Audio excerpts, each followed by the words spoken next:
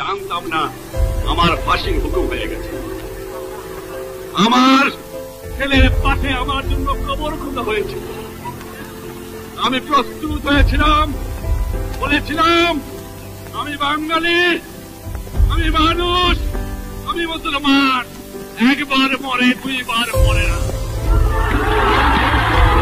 আমি বলেছিলাম আমার মৃত্যু আসে থাকে যদি আমি হাসতে হাতে যাব, আমার বাঙালি জাতকে অপমান করে যাব না, তোমাদের কাছে ক্ষমা চাইব না।